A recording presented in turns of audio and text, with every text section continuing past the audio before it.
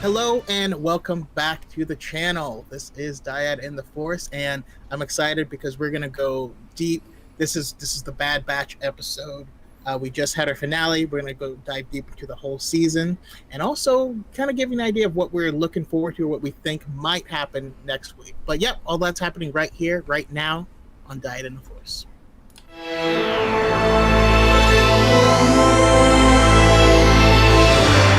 Seen for generations, a DYAD in the Force. All right.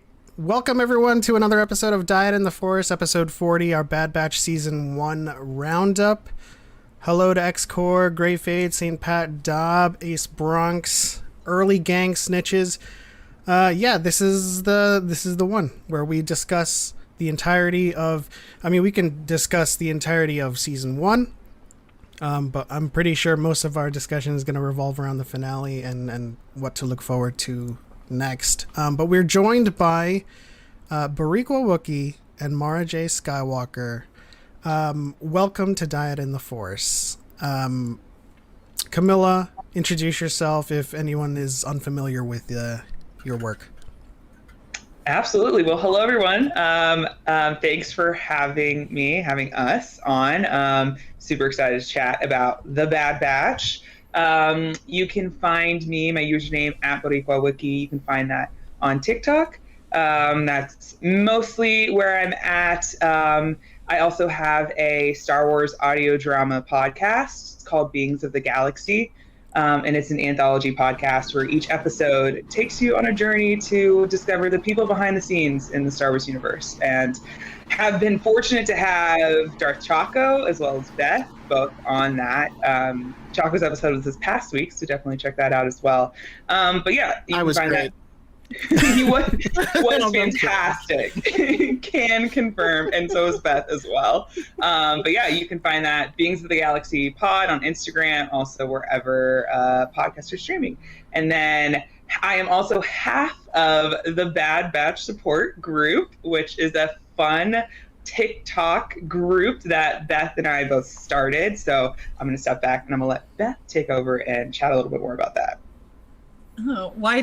Thank you, Camila. I'm Beth at mara.j.skywalker. Only on the TikTok. You cannot find me on the Instagram. Alas, but Understandably so. I don't do any cool podcasts or anything like that. But we, again, other half of the Bad Batch support group that Camila and I formed together as a way to cope with, I think, the overwhelming emotions we had after that first episode. And it has just been a delight getting to do it every week. And we've met so many incredible people along the way. And it's been so much fun to just kind of discuss all these episodes throughout the last 16 weeks. 16. Absolutely. For those of you in the chat and watching along, you can find their TikToks on their little screen right here. On the top right of their boxes. So go follow them. They are amazing. And I can't wait to do my episode with Camila where I go, "You will know." Sounds great. We'll figure it out. Absolutely. Oh, man. Always in motion is the future. Choco, what's up, man? How are you doing?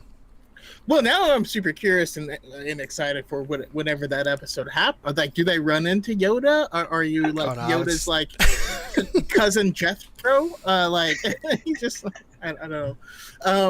No. It's been a crazy week. I haven't even just crazy things for me personally. Like having a tooth break and all this good stuff, and having emergency orthodontal at work. Fun and not cheap, but yeah. Yikes. We had awesome Bad Batch stuff going on, and I'm just excited to get into it. Also, I hope to I reached out to Xanthi, who was on Star Wars Music Minute, because I can't wait to hear their thoughts on the music, because the music was phenomenal in that episode. But we're gonna get to that, so try not to get ahead of myself. Yeah, the music was absolutely incredible. I knew when I was doing my reaction to it, like the moment the theme started playing slowly, like we were getting the ballad version of it, I was like, come on, not now. Not in the middle of the tunnel. Ballads. It'll get you. Yeah. Why are you doing this to me? Dob says every single episode was enjoyable. Bad Batch is getting too much hate. What do you guys think of that? Like, is it getting too much hate? Are people kind of like misunderstanding the Bad Batch? We're both of the mind of yes. I think the short answer is yes. Yes, I feel like we've discussed this so much, especially since the finale, that it is a show, at least in my opinion, that exists very solely in the gray. And I know Camila has like a far better perspective as far as like writing structure and whatnot. So I definitely I defer to her on that. But I definitely think that this is a show that has caused a lot of people to think. And before in Star Wars, obviously, we are told very clearly, like, good, evil, here's the story we're going to see, and we obviously do kind of know how things conclude. Like in the Clone Wars, we obviously know it's going to end in Order 66. With Rebels, we know we're going into the Rebellion. So this is something, it's just brand new. And it's everyone has their own opinion. It's something things take a little bit of time to get used to. Absolutely. I think a lot of it has to do with like everyone's expectations because, most of the time when we go into these shows, I mean, we're coming from Clone Wars, right? So the Bad Batch is introduced in the Clone Wars, and then they started off with like huge ramifications with Caleb and Depa Billaba, and from there we were excited for like, how are they going to insert the Bad Batch into canon that already exists? Because Order 66 and the time period surrounding that is very restrictive. There's a lot of people that exist, a lot of stories that are going on, and you have to kind of tiptoe around those stories. Like, what do you insert them in? What do you change? Because I know a lot of people had a problem with just the few changes to the last Padawan comic.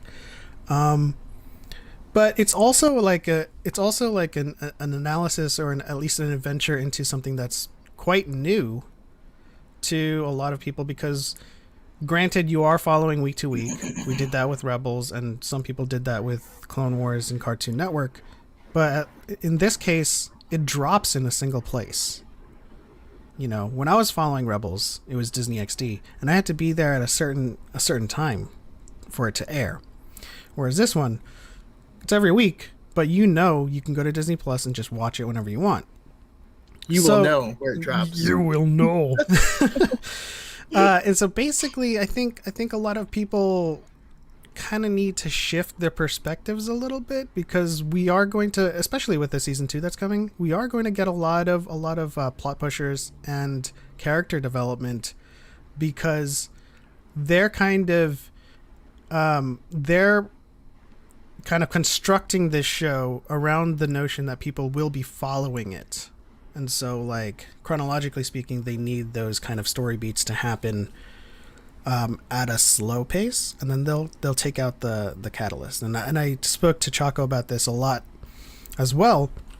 I'm like I had my like trepidations about the pacing of Bad Batch, but at the same time I had this feeling like in my chest. I was like, I'm still enjoying all of these episodes, you know. Choco, how do you feel about it? Yeah, so the word filler has been thrown around, and it's just not accurate. If any anime person knows that, watching Goku get his driver's license was filler, because the dude flies, and you've never seen him. Watching Naruto, where they were trying to figure out what's under Kakashi's mask. That's filler because it has nothing to do with every episode teaches us something about the characters, about this world, and a lot of them are from different perspectives. Now, there were certain parts where I did feel it was slow because after that first episode, the strings that were set up in the first episode, not all of them were being plucked on in each subsequent episode. And so that's kind of the draw I was feeling. But as soon as they announced there's going to be a second season, I'm like, oh, well, of course, now that makes sense, because they have to set up other stuff. It's like if you were doing a movie, right, then you know that you have 2 hours to tell your entire story, and you have to do all of that within that. If you're doing a single season, then yeah, you're not going to do anything that's going to introduce more threads than what is promised at the outset. You're going to have to resolve all of those threads. This being multiple seasons, of course, it's so much better that we get to see like the neutral world of Ryloth, what they're going through and how they're going through it, versus how Onderon, a separatist world, is having to deal with this stuff. And that information about this universe is going to carry forward. And I know, again, there's certain parts where I was like, I wish I got more. I wish I got more tech, for sure. But all in all, I think this is like probably the best first season of any of the animated Star Wars shows. Mm-hmm. That's where I'm at. That's where the dyad diverges. But I mean, I'll get to that after I get Camilla's thoughts, because Beth talked you up in terms of your thoughts and your grading system. So what did you think of the season overall? I loved it. Give me one sec. I think I'm having some technical difficulties with my AirPods. 2 seconds. Some technical difficulties. Some technical. Beth, you talk about something. I'm gonna go get new headphones. We're back. Okay. I can definitely talk about anything. I think as a whole, and I'm definitely not gonna so good at dissecting story structure. It's been really interesting because we've both noticed very different things kind of about the season, but I think we also do agree that it is one of the strongest, if not the strongest, first season of any of the animated shows, which I think is a big feat coming off of, because obviously, again, expectations are a thing, but we also came off of the Clone Wars season 7, and how do you top Victory and Death? And how do you it's difficult to kind of compare them, because we spent 12 years with the Clone Wars characters, and that was our payoff. And so we're still kind of in the same era. But we don't have that kind of level of payoff and buy-in yet. So I think that could also be one of the issues why there's kind of some varying feelings in the fandom too. But yeah, it was a long time with those guys. We love them. But I think, okay, Camilla's back. I'm back. Okay, good. I think everything sounds good. Yes. All right.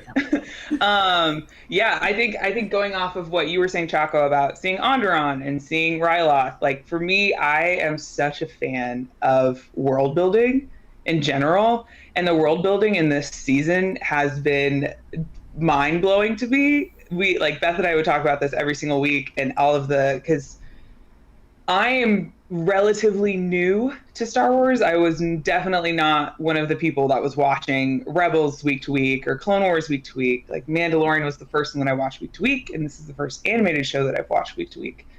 And I feel like we don't have that much information about the state of the galaxy at this time, right after the Clone Wars. And so it's been so incredible to see them building out the world. And I think that a lot of the criticism about we don't have enough of these characters, we don't have enough of their developments and their motivations, I think where that comes into play is I would love more of Tech. I would love more of Echo and some of these characters. At the same time, we need to understand the world that these characters are moving in to know why they make the decisions that they do. Why are they going to go to Raxus and go get Senator Singh, and why does that then affect a future decision that they're going to have in season 2? And it's because we need to understand that, oh, this is what a separatist world looks like. Oh, this is what a republic world looks like, because you had the Common Ground episode. I believe it was right before Devil's Deal, and so it's we saw these two worlds that were on two different sides during the Clone Wars that are now under the same they're kind of forced into the same side because it's everyone against the Empire.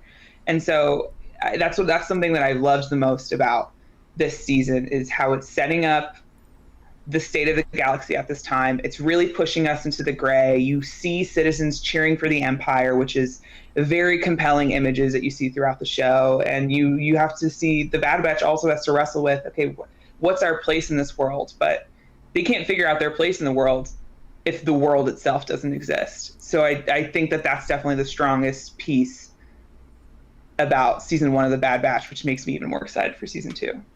That's actually a really great point. It's such an interesting identity crisis because you're a clone, right? That's an identity crisis already because you don't have your own identity, but you're part of the Bad Batch, which you are like a unique part of the clone. And then the whole reason that you were created is gone. Yeah, there's a lot of interesting things that they have to deal with all at the same time, is learning how to survive on their own for the first time ever. Yeah. Let's catch up with the chat. We have a couple people here. Brooke is here, which means that's our cue to go into Far Far Away Factory, which I'm going to do right now. Greetings from Far Far Away Factory, at Far Far Away Factory on Instagram, B_Dazzler on TikTok, Etsy.com/shop/Far Far Away Factory. Look at those shoes. Look at those shirts, the jacket, the trinkets, and the earrings.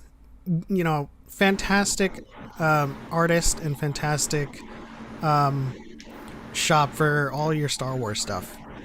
And by the way, this isn't like paid sponsorship. We just love Brooke and yes, all the stuff that she does. So if anybody has an Etsy in the chat and you want a piece of this, just send me your stuff and we'll check it out. But along with the chat, we have a couple people in here that is head over heels or elated. Oh my God, Camila and Beth. I believe that's Fern. Every Star Wars animation show tries to find their footing in the first season. The Bad Batch is no different than the other shows in that regard. That's true, and I wanted to kind of elaborate on where I said that the dyad diverges in this regard. I think it's kind of like it's kind of a mistake to compare all of the shows. I think while Bad Batch certainly has a strong season 1, I maintain Rebels has a stronger season 1, primarily because they're outliers. Rebels and Resistance are kind of outliers in the regard that they're introducing new characters, right? And so for a casual fan, or at least or a more dedicated fan that's following week to week, it can feel like a drag because they're new characters and you don't yet know their motivations, their goals, and their end game. And so at the end of season 1, you start thinking, oh, see, it gets better at season 2 because you're connected to these characters now, right? So in season 7 of Clone Wars, you met the Bad Batch. Not as much development to get to know them, but they're still not like new characters, right? So in Clone Wars season 1, we're like, oh, it's Obi-Wan, it's Anakin, we know them, we know the Jedi, we know basically the plot. So we're just going day to day with them. Resistance had the same issue too. It was new characters in the sequel era, and it had to sell us on caring about those characters. So I will agree with I will blanket agree with you guys that season 1 of Bad Batch is probably stronger than Clone Wars, and a very, very strong season 1 showing, simply because of the amount of world building and character development that we got, which I will bring up a certain critique. As we said earlier, Echo and Tech were severely I guess sidelined, primarily because Tech's the guy in the monitors, right? He's like, as the always, guy in the chair. Yeah. Hunter, Crosshair, Omega had the most conflict, and then Wrecker was obviously the slapstick comedy relief. But whenever they needed something hacked or sliced, Tech would come in and is like, this is how we do it, And so I think it's a good thing that there's a season 2, because that means hopefully there's potential for them to explore the characters that got the least development. And so let's move on, unless you guys have any final thoughts on the season overall. Yeah, I mean, just real quick, I want to say that I feel like part of the complaints that we hear are because they were introduced in the Clone Wars, and people thought this is going to be more Clone Wars. But the advantage of being an anthology series like Clone Wars means that every episode is just straight into the fire, straight into like a war, a battle, or something like that. And we're not going to get that. We're not supposed to get that. This is very different. This is, hey, what happens to these people if they're outside of war, outside of the thing that they were designed to do? I think that's a more interesting story, but it promises to be less action-packed just by its very nature. So yeah, I mean, so I do fully agree with you that it is. This comparison is like the source of unhappiness in this regard. There's an expression, but I can't remember it. Do you guys have any final thoughts on the season as a whole? I think it's. I remember in the middle of the season thinking that this show is moving. It's taking its time. And that was back, I think, when we didn't have a confirmed season 2. And Beth and I talked about this multiple times. Like, they're taking their time. These writers are brilliant people. There's a reason why these choices are being made. And if you go back and rewatch these episodes, Beth and I rewatched a couple of them on Thursday before the finale, and it's so clear that they have a plan. And so that's it definitely felt like they were taking their time, and I'm just so excited to see what's coming soon. And yes, Julia Christine. That is the quote I was thinking. Comparison is the thief of joy. Thank you. Oh, Star Wars English teachers. They'll help you out in a pinch, right? Absolutely. And that's actually like in stark contrast to what everyone thinks, right? Usually with this new Disney era, there is no plan. We gotta. Sorry. I didn't mean to laugh so derisively. Yeah, you did. Okay, we can move on now to the season 1 finale. Camino. We can talk about Return to Camino. We could treat this as one big finale. Like, before we get into the nitty gritty of it, of course, like, what was your overall assessment with this entire part 1 and part 2, Return to Camino and Camino Lost? Camila, you want to go? Because you go first, because I just spoke, so it's all you. Oh, no, I was going to say, there were some tears earlier. There were a lot of tears. Oh, yeah, we were both crying as we were watching it today, because it's so, we were texting each other, and we're like, this show is so smart, and it's so powerful, and my goodness, there were a lot of tears from my end. I sent Beth a video. Yeah. Lots of tears. I think it was so, just on like kind of a very broad overall basis, it was fascinating because it definitely signaled the Clone Wars and everything that we know that is familiar is over. Because I feel like Camino was kind of one of those last like vestiges of something that we are very familiar with from that era. And so I think that was tragic in and of itself, in addition to the thought of the clones and the Bad Batch losing their homes. And that's like a loss of identity. But it is so fascinating because Camila and I actually rewatched Aftermath the day before the finale came out. And the parallels it is such a cerebral, smart show. And how things are addressed or contradicted. It's like poetry, it rhymes. Just as far as like that's just a very broad statement. It was fascinating to like go back and compare like the different verbiage that's used in different like situations. But that's a very broad overview. So lots of tears though. Oh, I mean, go all in, like, go free, or Yeah. sorry, don't let me tell you, but Take it away, as it were. I mean, Yeah, I mean, going off of that, I'm so glad we did rewatch Aftermath, because it's the finale for me in both parts when you put them together, for sure, even separately as well. But it does what you want, at least in my opinion, a season finale to do, wherein it wraps up the season.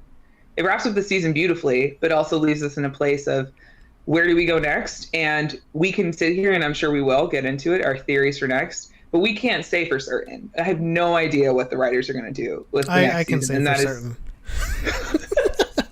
Okay, so what for certain then? Quinlan Voss. yeah. Well, of course. That goes without saying. Yeah. Oh yes, you're right. Well, I mean, really quick, he just makes sense. You know, I had pictured him with the Mandalorian, because he's just an interesting foil for the protagonist, and he's an interesting foil for the Bad Batch, because like as much as we want to believe that not every Star Wars fan needs lightsabers, like I don't need lightsabers in my Bad Batch show, but there are fans out there who are like watching this show and they're like, where are the Jedi? Where are the Sith? Where's Darth Vader? We have those people who are like, oh, I can't wait for that Darth Vader cameo, even though they complain it's a cameo fest show. You know, and then so with Quinlan Voss showing up, it was originally a running gag on my reaction videos to just say, so what's going to happen this week? Quinlan Voss is going to show up. And, you know, I actually thought, like, all jokes aside, that he could show up in this in Camino Lost, and because they had dropped that seed in the beginning of the season where Sid had a Jedi contact. That's not irrelevant information, and that's not something that you drop unless you plan to pay it off. And so I pictured him coming in, like they had, you know, made their escape through the tunnels, and he came in on a skiff named the Asajj Ventress, and he was like, Sid said you needed some help. And then he you know, saves them, brings them to a Marauder, but then he actually like joins up because he's only on a skiff. He doesn't have his own starship. And so just overall, him going forward in season 2, it gives the show a lightsaber for all those fans, but it also gives the Empire a target. It gives the Inquisitors a target, and then that in turn, by association and by proxy, makes the Bad Batch another target again, and then it forces Crosshair and Bad Batch to collide yet again on a trajectory that aims themselves at each other. But I mean, but themselves at each other. Yes. But at the same time, I'm like, when I watched the finale, I was like, is the Empire going to accept Crosshair? Like, I don't even know what his relationship is with the Empire anymore. Is it on good footing? Did they lie to him? Is he thinking about the abandonment? Before we get into that, though, I know I'm raising a lot of questions and I'm not allowing you guys to answer, but before we get into that, let's talk about the chip. What do you guys think is the deal with the chip and Crosshair? Beth, this is all you, because you have brilliant thoughts. I became obsessed. I became obsessed with it after the big reveal where he's like, no, this is me all along. And so I'm very into pulling apart like verbiage and sentence structure. And so I think the general theory that I've heard thrown around, and I think is absolutely true, is that the chip was removed after Braca. Or if it is removed, that's the big question. In my opinion, I think it absolutely has been removed, because after Braca, his sentence structure changes, and his verbiage changes drastically. And that's in addition to not only just his behavior, but his, like, obviously when he confronts him on Braca, he's like, take out Omega. And then obviously, as we see in finale part 1, he's like, no, just let her go. She's totally fine. So it's not just a behavioral thing, but it's the way that he refers to the Bad Batch before they're called traitors. After that, the only time he uses the word traitor is in the context of like when Hauser's doing his little clone rebellion moment. And also, he's one of the things that is surprising is that Crosshair is startlingly inaccurate when it comes to being very precise with his shots fired. When it comes to anything that the Bad Batch is involved with, if that's conscious or subconscious, that's debatable. But I think, again, just like tearing apart sentence structure and as far as autonomy, I think that it's definitely out. So, but Camilla also has a great theory as to why too. So we're gonna have fun with this one. I mean, I just think it's out because I think I just want it to be out because I think it makes it more interesting, and I think the conflict is more interesting because then it's. I think when the show started, there were a lot of conversations about what does redemption look like for somebody who doesn't have a choice, you know. And I know we talk a lot about redemption arcs in Star Wars and how it is, oh, this person is redeemed, never mind, they are now dead and one with the Force, and so we don't ever see them atoning for what they've done. And I know that it's a desire of a lot of fans, myself included, to see what it means to receive or to go down a redemption arc and then not die immediately after. And so I think it's to see Crosshair make active choices without the chip in, and to have that free will and that autonomy. I personally, this is just a personal desire, I think that that's personally just more interesting. And I want, like, that's a fan want. I want to explore that. I want to see what that looks like. Because then I think it's also, then you have interesting questions of, there's the quote that Tech mentions, it's in his nature, you know, and Tech just dropping bombshell quotes in part 2 of this episode. Yes. So yeah, I think there are more interesting questions that can be explored with Crosshair in the gray area in terms of his morality and making active choices, and is he actually actively choosing to be with the Empire, and why is he doing that? Like, he spent a lot of time with Rampart, and we have not seen many of their conversations. We don't know what they're talking about, and to see what those conversations would, it seems like their conversations would be very different if Crosshair didn't have his chip in. And so that's another thing. These are just, I think the reason I don't necessarily have as many concrete reasons why as Beth does and spectacularly just pointed out. It's more like, I want it to be out because I think it would be more interesting and fascinating to see. I love that because I fully agree. I think there's our media does so much of like, this is the good guy, but they're doing bad stuff, but they're being mind controlled.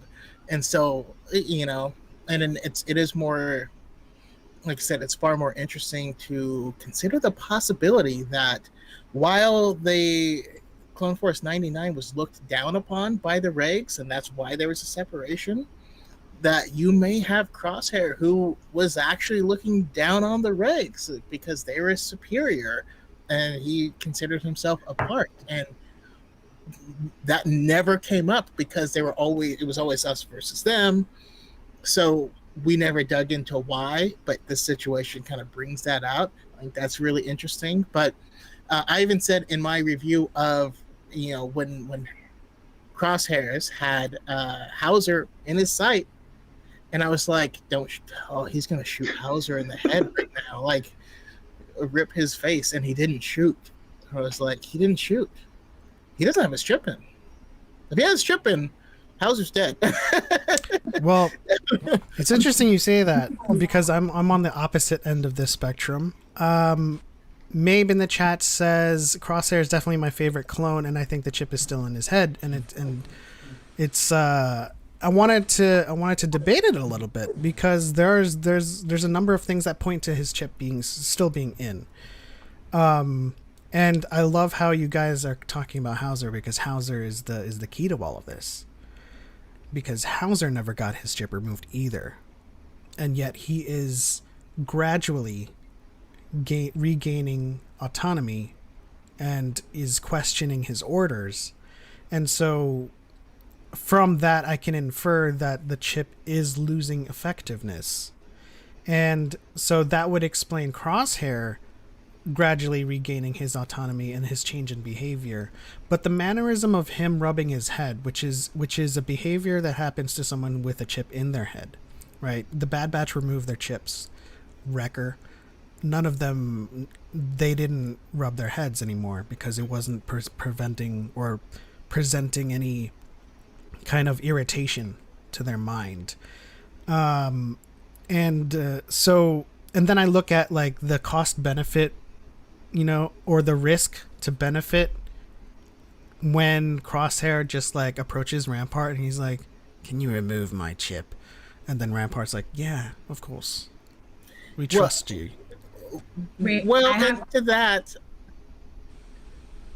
Sorry, go ahead, Beth. Oh no, go on. Sorry, I didn't mean to interrupt. I was like, I have something. Other way around. You will interrupt me. I don't interrupt you. Go for it.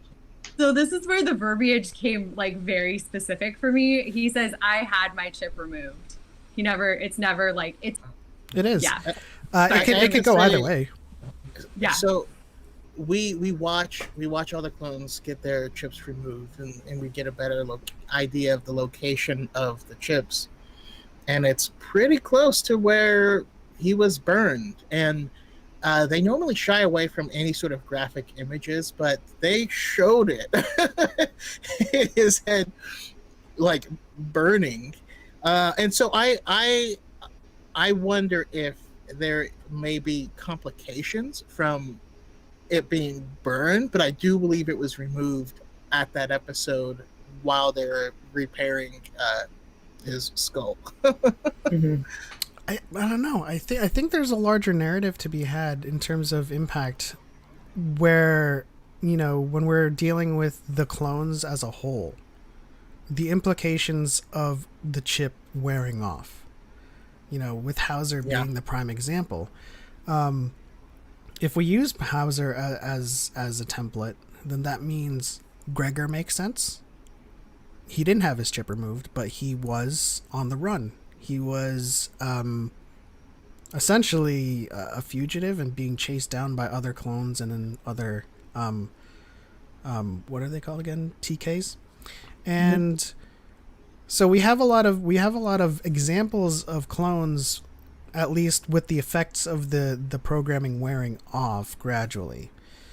And so, you know, Crosshair, I agree with you, Beth, about the language that he uses specifically, but I feel like creating this implication that the chips are wearing off creates more of a, we might not get a Camino uprising, but creates this situation for the Empire where the clones could inevitably become a larger threat than they are, and that's why they're destroying Taboka City. You know? Just an expiration date for sure. Yeah, it could be. Okay, so yeah, I wanted to go off of that really, because I think that the narrative around, or the discussion around, is his chip in or out, comes down to is he being forced to do this, or is he making his own choice?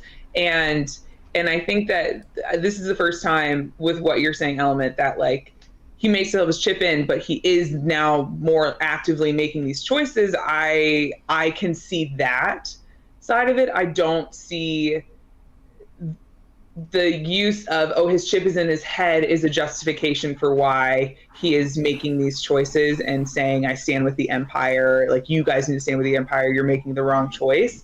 I think that is a direction that I would prefer not to go into, because then it feels like it's a retracting of, like, he said he took his chip out, but so if he kept it in, and then the Empire is still controlling him, and so therefore doesn't actually have, and he's not in control of his decisions. I think it's whether his chip is in or out. If it's still in, the idea of him regaining his autonomy and overcoming that, at the end of the day, I feel like we're all in agreement that Crosshair is actively making these choices to stand with the Empire, and to you say that the chip is a justification for like his actions, I think is doing a disservice to what the show wants to say. Oh no, absolutely. I think he's in complete control of his agency. What I think is happening, in terms of like my theory on chips wearing off, it's the same thing with Hauser and Gregor. Like, you know, a part of it is still there. Like, it's wearing off gradually. We could see the progression. You know, the first time we meet him in Tapoca City, he's very stalwart in his stances, and then he tells them he had his chip removed, it was all him. And then as he spends more time with the Bad Batch, he starts to grow lax. He's asking Tech, why are you defending me? And then, like, the more he interacts with them, his agency's building and building and building, and then it leads to him saving Omega. And then he does a very Crosshair thing that we remember back in season 7, which was now or even. Like, he was so much more of Crosshair by the end of that finale that I definitely have like a strong feeling of like residual effects that are still there, because even Hauser, he's questioning everything. He's questioning his orders. He has his agency, but like he was still following orders. And then by the end of that episode, he had made his choice to kind of like defect and help them. So I definitely don't want to explain or take the side that like that it was controlling Crosshair and making him say that stuff. That he definitely believes what he's saying, but for sure it's wearing off. Mm-hmm. Yeah, I've always made the comparison that it's like when you put tinfoil over your baking sheet, and that you can bake all of this time, and they've gone through all this stuff together throughout all the entire Clone Wars, and then they say Order 66, and that's like taking off the tinfoil, and you have a fresh sheet. I feel like it's a factory reset on the person's loyalty, but it's one that you only get to do once. And then as soon as that happens, it's a blank slate. Yes, they're super loyal, and then they start to rebuild those connections and rebuild this and that. So I mean, I guess where we are eventually getting to is that whether the chip is in his head or not is not relevant, because he's aware of his actions and he's making his own choices. I still think it was removed, but that's okay. That's okay. Fight me, Choco. So what else happened? They got stuck in the tunnels, and we got that slow theme of the Bad Batch. Their slow escape into the quick escape. What did you guys think of that? I have massive like claustrophobia, and being like underwater that was literally like my worst nightmare. So that was a lot for me personally. that was a lot. Brooke says, I need Choco to write a book of analogies. I came up with a really terrible analogy today, but I guess I won't share it. And of course, Julia says the real chip was the friends we made along the way. Accurate. Very, very accurate. How did you feel about like Omega and Crosshair being separated and alone? Do you think that has like any implications moving forward? I feel like I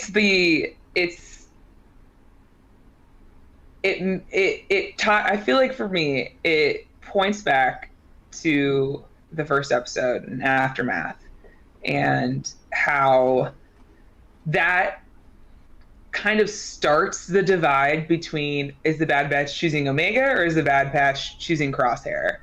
And it feels like in that first episode, Hunter is very adamant, eventually becomes very adamant, we need to go back for Omega. And in Crosshair's mind, it could be this just like random kid that you saw once. Why are you all of a sudden so invested in this kid instead of invested in following orders?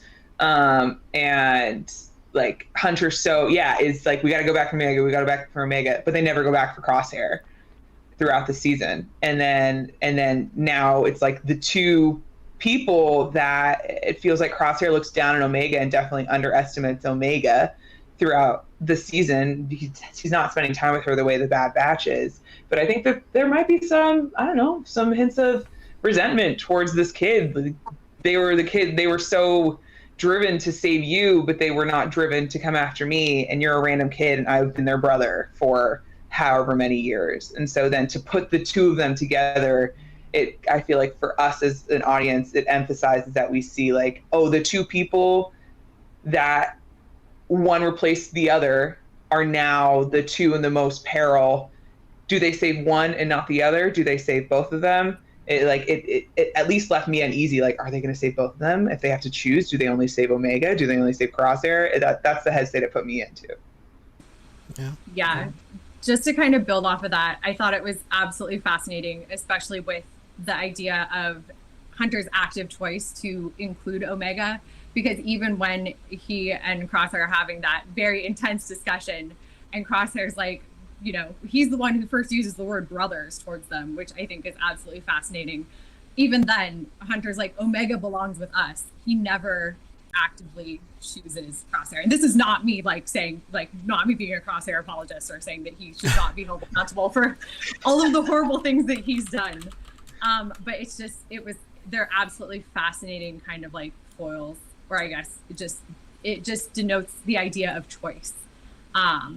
But it's again, in the way it's cool to see them come together and work together to stay alive. We like that. So yeah, there's something I gotta ask to everyone. We find out that something I've suspected all along. Omega is the oldest. Not only that, but she was there watching the Bad Batch grow and become, you know what I mean? Like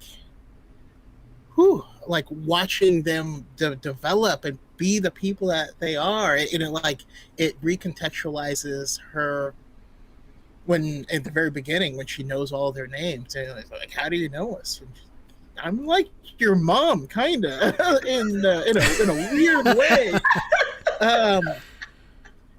Yeah, I mean, I don't know. How did that information, kind of hit you? It is all you guys. It's, oh man, heavy, I think is the one word answer. Yeah, it was, you can see her attitude shift when they get back into the lab, Miles Say's private lab for the first time in part 1 of the finale. I don't think, I just watched it, so I should know this, but I don't think we get confirmation that she's older until Tech says it in part 2, I believe. Yeah. Yeah, right? Tech says it in part 2. Yeah. So I think everything he says it as if like you should have figured this out by now. Like, really? You're asking now? But, of course. Sorry, keep going. He's the of course character. He is. I've been calling Tech since the first episode in real life Wikipedia, because he just gives us all of the info that we need throughout the show. Tech's not actually smart. He just has access to Wikipedia. No, he's a Wikipedia contributor. He's like yeah. He updates the Wikipedia. This is true. But yeah, no, I think it's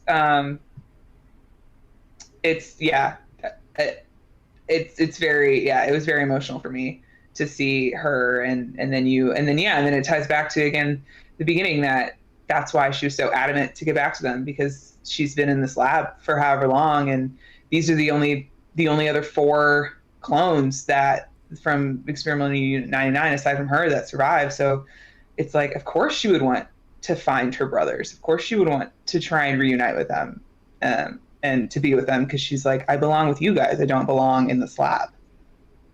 Yeah, well, I mean, arguably she does belong in the lab, right? Because, well, I'm not saying that like with surety, right? I'm saying that like as a metaphor for how she comes out and how she carries herself in the lab, right? Because as soon as she's in there and Tech makes it known that she was created before the Bad Batch, she suddenly owns everything, right? She's the commander of the squad.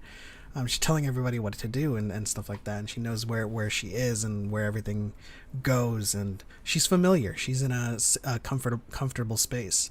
And I kind of loved how that played with the previous episodes where Fennec was trying to find her, and where does she hide?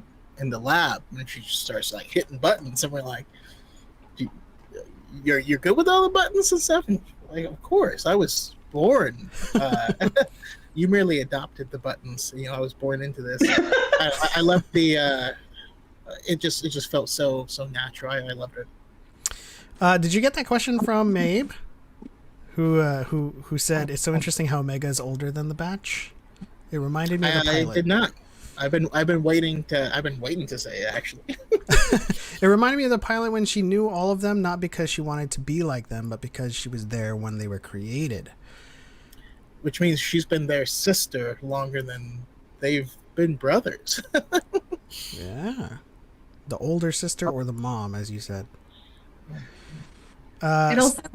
Oh, sorry. Oh, yeah, go ahead. It plays really well, I guess, into the line that like Crosshair says later in the episode when he's like, you're letting a kid make all the decisions. And it's like, well, not to be like tech, but technically she's not a kid. I mean, technically she's older than all of them.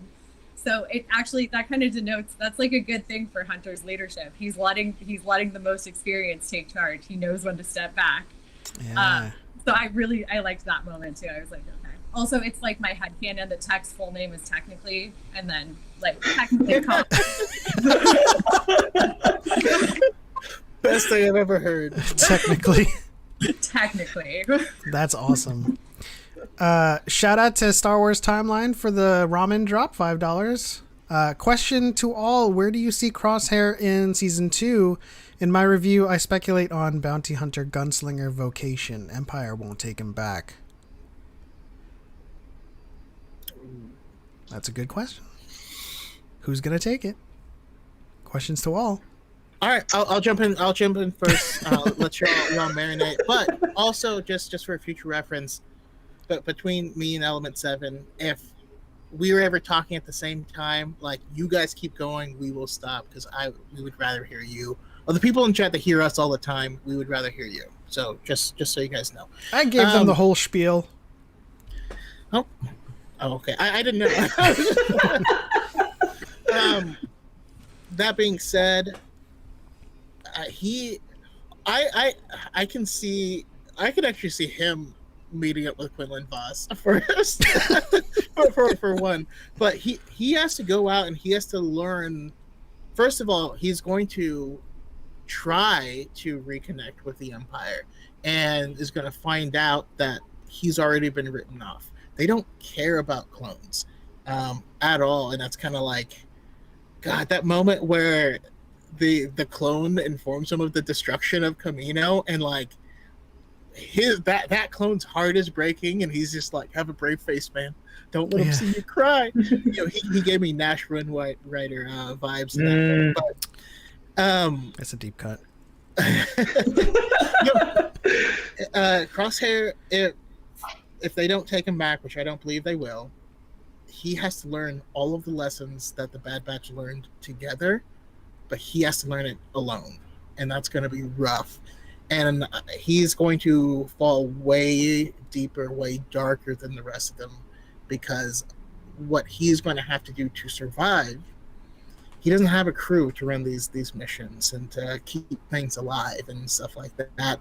He's good at one thing, and that's making things dead. He's a deletion artist, and so he's just going to get paid to delete things. Unaliver? Yeah. Unaliver. What about you guys? I like the more that I think about it, and also hearing you speak, Choco, and saying that, I think when I first saw the episode, I wanted him to go back to the Empire again, because I think that there's something interesting there, and to also deep cut, it reminds me of Sienna from the same book as Nash. It because I think there's something with Crosshair in the part 2 of the finale. he's justifying the Empire, and he's saying, and I'm forgetting exactly what he's saying, but he's saying things like they had to do what they had to do to be strong, and that's such a dangerous place to be in, I think, for anyone in the Empire, the constant justification of what's wrong to get to a place where you're comfortable with the thing that's wrong because you know it's wrong. And so that's just something super interesting that I would have loved to explore from Crosshair. At the same time, yeah, I don't think he goes back to the Empire. He definitely, obviously, doesn't go back to the Bad Batch, or at least, yeah, if he tries to go back to the Empire, they don't take him because Rampart very clearly doesn't want clones, doesn't care about clones, and Tarkin definitely doesn't care about clones either. So yeah, Quinlan, there you go. Bring him in with Quinlan. They'll be best friends.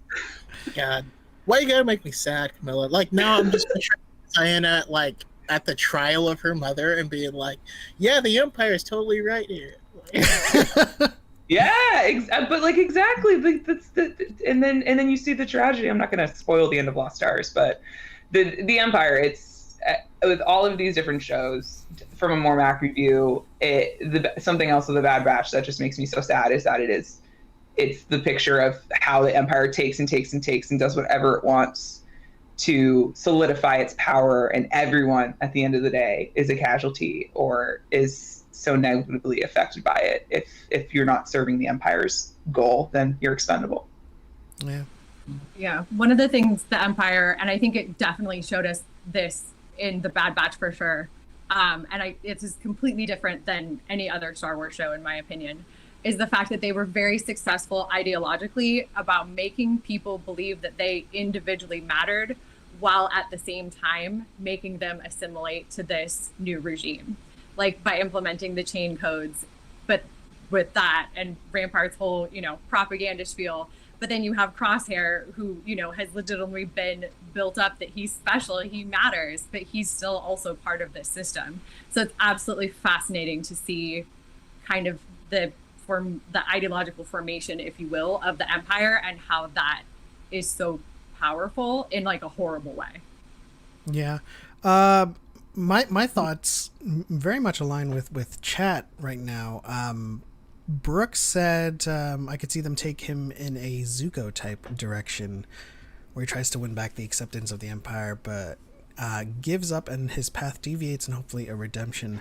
Not necessarily 1-to-1, but I feel like they could take a Zuko direction where he goes off and he's alone. First of all, who picks him up? Like, what's he gonna do? No one's there. So my like 50-50 slapstick humorous take on Crosshair is that season 2 he's very much castaway, and he's like a survivalist, and he has to like be alone with his own thoughts, and he has to survive. He's gonna find some kind of, I don't know, is Camino an entirely ocean planet? I have no idea. Yeah, as far as we know, yes. I'm trying to recall, but I do. Well, sorry, I'm trying to recall if the image of the book about Camino that I'm reading is canon or not. But it was an ocean planet. I can see images in memory and then read the words off of the image, but I just can't remember where I have that stored. If that makes any sense. Yeah, I just picture him as like a survivalist castaway. He's got what's the name of that beach ball or that volleyball? Wilson. Yeah, he's gonna make friends with somebody. I am castaway. Yeah, and that leads to your kind of your outlook on Crosshair. He's gonna get picked up by Quinlan Vos and his skiff. He's like, "What are you doing here?" Quinlan Vos is the Bad Batch of the Jedi. He's it has to happen. Yeah. Not Quinlan Vos as a space Uber driver. No. So the reason I also want Quinlan Voss, and Choco is the one that kind of reminded me about this outcome, is that it, more so than the implications of the targets on their backs and the foil to the very structured Bad Batch with like the rugged Quinlan Voss, is that they could take a trip to Dathomir and see a very disturbed grave of Asajj Ventress, because that's where Maul gets half of his staff saber. And that could create a chance for all of the fans who want Maul to be a part of this series to you know, be a part of it. Because around this time, I do believe around this time Maul is running the Shadow Collective. He's I believe Solo happens 13 BBY. Is it like 5 years after Order 66? Yeah, it's something like that. So and of course, like you said, we got introduced to the criminal underworld and how they're taking over things in the Bad Batch. But yeah. Keep going. No, that was basically the shtick of my theory, is that, you know, with all of these seeds dropping in the Bad Batch, with the Pike Syndicate, the Durand group, there's all these underworld seeds, and then there's the Jedi Contact, and I feel like with the Jedi Contact there's always a Sith, right? Like where there's a Jedi there must be a Sith. And so, like, if you want to bring in Maul, the Shadow Collective, and the Crimson Dawn and everything, and create this kind of plate that serves itself to set up Solo, then we could do that, you know. But at the same time, like, I know I'm going to make everyone mad or sad here, but I kind of feel like the end of the Bad Batch has to be a Rogue One.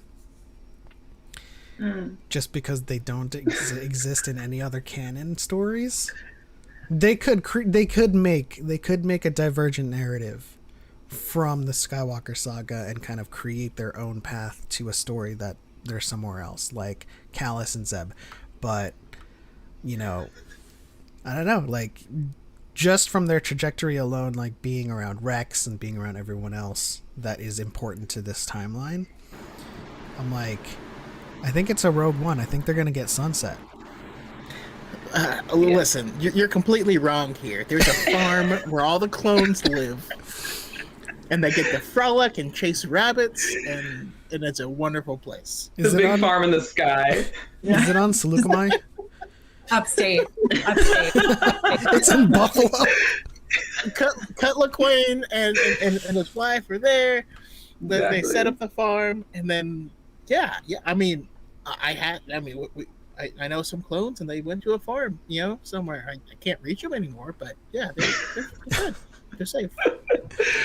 Yeah. Oh my gosh. I think that question implies, though, that saying that they get Rogue One implies that the Bad Batch itself stays together, which I do. I don't do they stay together, because it's like they've been united in fighting the Separatists and fighting for the Republic. The Republic doesn't exist anymore. I don't know. It doesn't feel like they are gung-ho ready to join a rebellion. At least it doesn't feel that way in terms of it feels like they're still trying to find their place and their identity, and it's a new beginning for them. And Beth and I were talking about this. Towards the end of the season, there's a lot of contradiction between Echo and Hunter. I feel like there's a lot of, not bickering, but Hunter will say something and Echo counters him continually. And so I think we have to wonder, does the Bad Batch stay together? Do they go off in separate paths? Would Echo go join Rex, because now he was keeping him to join the Bad Batch now no longer exists? And does Omega lead Hunter in a different direction? And I don't have answers for it, but I think it's a valid thing to think about. Absolutely.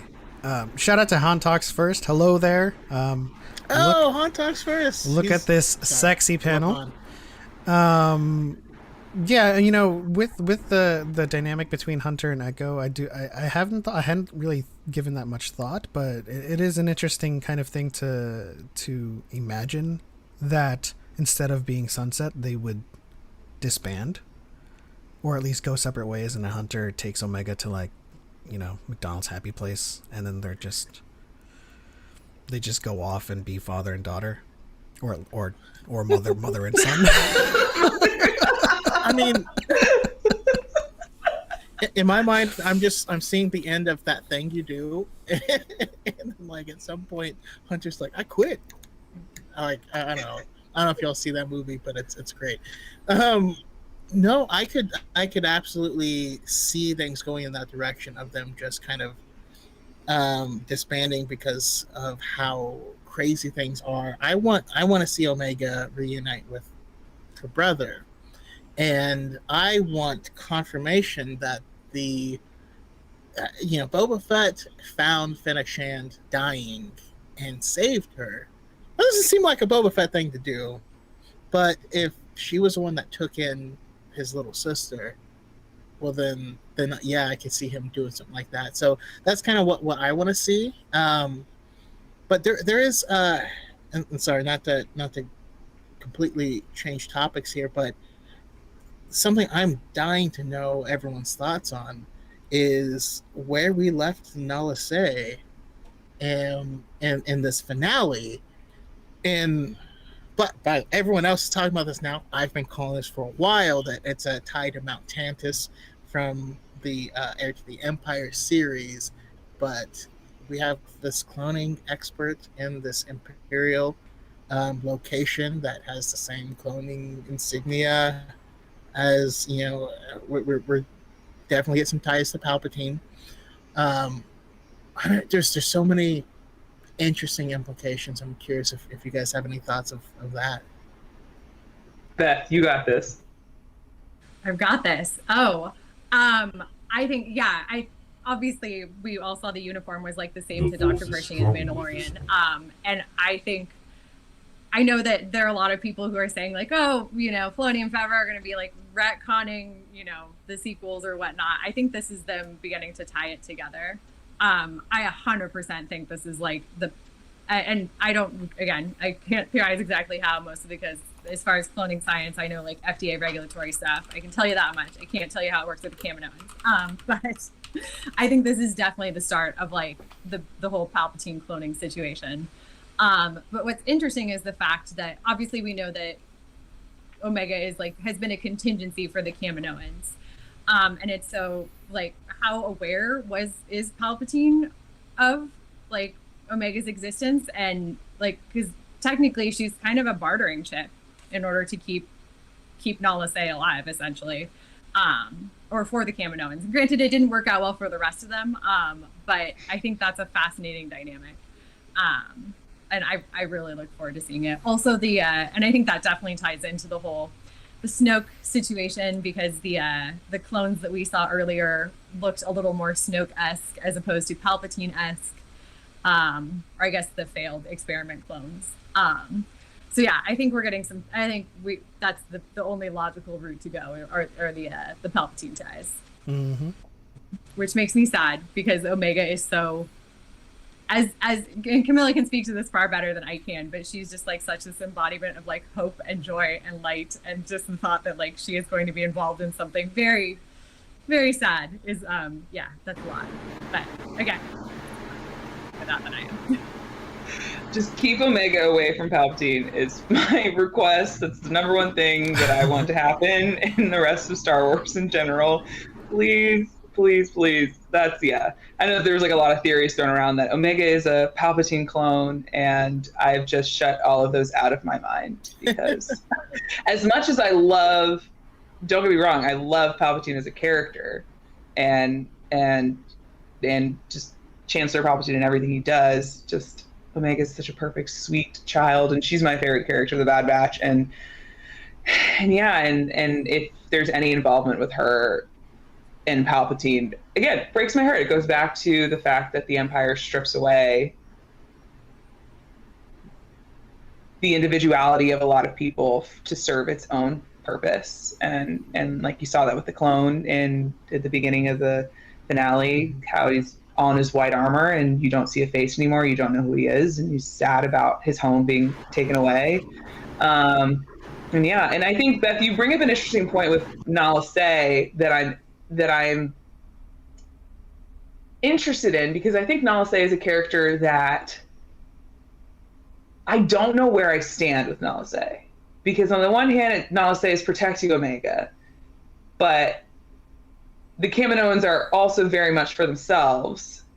And so what does Nala Se in this facility and whatever she's doing for the Empire look like? Would she sell out Omega to save herself? Would she sell out the Bad Batch to save herself? Or is she going to protect them? And I don't know. She's another character that operates in the gray that I feel bad for her, the fact that now her life in this facility is going to be it, and she's not going to be able to do anything else. But yeah, I don't know where I stand with Nala Se, and I'm interested to hear what other people think about her. Yeah. Before I get into Nala Se, shout out to Star Wars Timeline, who had to leave. Always appreciate your channel. Element 7, lovely guests as well. Han Talks first with the super sticker drop, the ramen drop of $1.50. We appreciate you. Han Talks first. The force is strong with this one. Let's see here. At Camila, Omega is my absolute favorite too, along with Wrecker. Didn't expect it at all. Yeah. I mean, along with what Camilla was saying, can we should keep everyone away from Palpatine. Palpatine is the personification of stranger danger. Yeah, like pretty much. That is what he is for sure. So it's true. I agree. I similarly have reluctance to fully trust Nala Se. Granted, she is protective of Omega, but that is, for all intents and purposes, a selfish reason. But then if we look back at, how Tup and Fives was treated by her, and how she lied to them and wasn't necessarily, forthcoming with them and trying to help them, I think all of her best actions have been just for the interest of Omega, and outside of Omega, she's very self-serving and I guess would fall in line with the Empire if they're not going after Omega. I absolutely agree, because the Kaminoans did view the clones as property. And even if maybe she had a little bit more of a personal tie to Omega, it's interesting because even as far back as the the Domino Squad arc, the Kaminoans are mentioning the issue of Jango's DNA is, denaturing, falling apart, etc. And they mention it again here, but clearly they're not utilizing Omega for that purpose. So it's fast. Like, she's definitely a contingency project for something. And that's why, again, it definitely makes me question Nala Se's motives 100%. Yeah. And it's definitely the connective tissue to Pershing, right? And Grogu and Snoke, and where all of those experiments, Doc, alchemy, secrets only the Sith knew. I think it's interesting though, because it's a very Disney move, that the direction that we're moving in, where the past it's been largely good and evil, right? There's a hero, there's a villain, and there's a victim, right? That's the triangle that is just so baked into our early society: hero, villain, victim.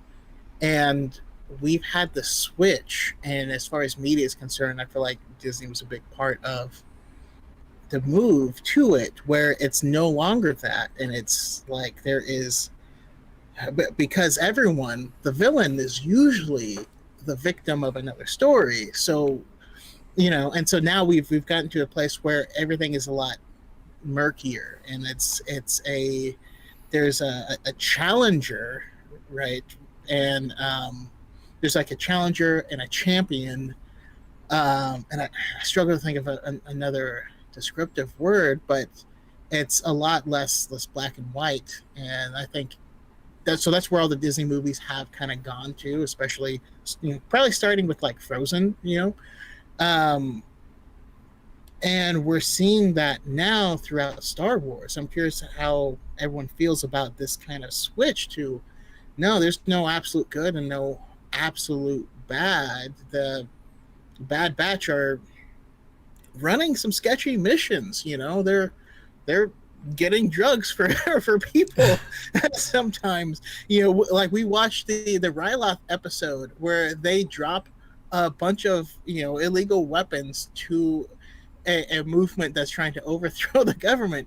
You know, and of course we're like, well, we're on the side with this movement because we know this is the Empire. But I don't. It's just really interesting. At what point do they go from the Bad Batch to the ambiguous batch? I think they've always unintentionally been set up that way, and in my mind, it's because they wear gray. Not to be confused with the other gray. Yeah, that I feel like that was not maybe an intentional setup, but in my mind, I was like, oh, okay, this makes sense. Yeah. Star Wars Timeline says, haven't left yet. I hope to have you guys on my podcast someday. Hit us up on Twitter. We'll get on that. Han Talked First says, my first time seeing Camila and Beth. What lovely additions and voices. Nice to meet you too. Oh, thank you. And Julia Christine says, voila, Dino DNA. Hello, John. Hello, John. Hello, John. So what's next? Season 2, of course. Have you guys discussed what your wants are and your theories and predictions are for season 2? What are they? I had a theory of how this season 1 would end that I don't know. I could see maybe carrying on into season 2. I think one of the biggest things we talked about on Thursday, there's a name of a very specific clone that came up quite often in our discussions as we talked with people, and it is in fact Cody. And so that is something that we've been thinking about, how, because Cody's the first clone in Star Wars that we get a name, right? I'm sure. And it feels like he's very, you get a show about clones, it feels like you need Clody in there in a way, and especially since we have Rex. And so we were thinking about, that feels like a character that would come into play in season 2. We've got Gregor and we've got Rex. Where is Wolf? Is he safe? Yes. Is that somebody that, you know, like we have some of these characters, and then I think for me personally, I am just really interested to see if the Bad Batch joins the rebellion, or a rebellion cell in a capacity, and what that looks like, and how, and if they choose to fight back against the Empire, and what their trajectory looks like in their place in the galaxy now that Kamino's officially gone, and that we're really transitioning into hardcore Empire times. And they've learned so much about what it means to find your own path through their interactions with Trace and Rafa and Hera and Captain Hauser throughout this past season. It feels like it was setting the foundation for them to, okay, you got to think for yourself. You got to make a choice. Everyone chooses sides in the end. That's what Rafa says in their episode. And yeah, the Bad Batch, you're going to choose sides. You chose to not be with the Empire, but life is a series of choices. And so what's your next choice, and where's your next place going to be? Oh, absolutely. It was slowly becoming a running gag on my videos, because I felt like Cody was gonna show up at some point. I was like, maybe Quinlan was Cody, but then like he never did. So it's definitely one of those things that could happen. Cody being another foil and possibly another kind of narrative conflict for the Regs and the Bad Batch to encounter. Shout out to Ace Bronx for the ramen drop. We appreciate you, brother. Beth, season 2. Oh man. So yeah, I'm 100% on the Cody train, and I think the writers are so the writers are absolutely brilliant, and I think there is a reason that he has not been brought in yet. Do we know that reason? Absolutely not. Will we hopefully find out?